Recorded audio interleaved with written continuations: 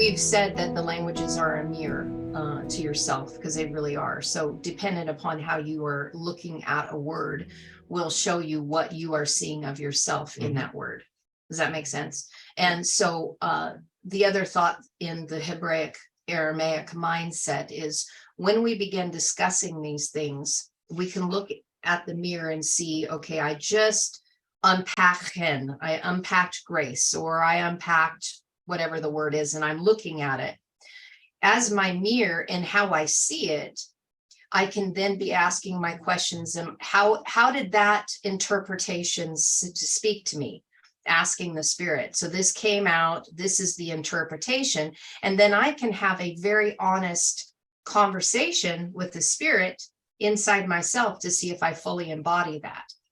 And if I don't fully embody that, then I probably am not going to talk about it, because the Hebraic mindset is not really discussing or trying to teach another or share with another until you fully embodied it. In other words, and I've used this example before, but this might be new for some. The Greco-Roman mindset would say, I'm reading a book, How to Ride a Bicycle, so therefore I can teach you how to ride a bicycle, even though I've never gotten on the bicycle to ride it. But because I read a book, I know how. But there's no practical application. It's just a mind or a concept that hasn't been activated. That's not the way that Hebrew and Aramaic mindset is in that society that they lived, and the way the structure of the language is. It's all about the doing. I may write it, I might read about what has been written, but do I embody grace? Am I that?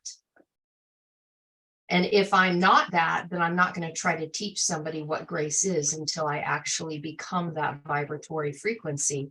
And the only way that we really know if we've become any of these vibratory frequencies is by having tests or things brought into our sphere to see if we are reflecting those things upon another. You know, if something is being brought into our sphere to trigger us, that'll let us know whether or not we have more work to do. Are we fully grace? Are we extending ourselves grace? Are we extending them grace? I'm just using that word because that's the example that you brought forward. You know, am I separating? Am I separating?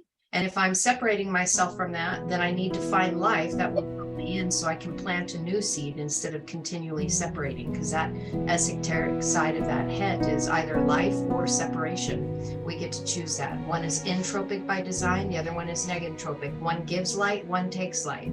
Does that help?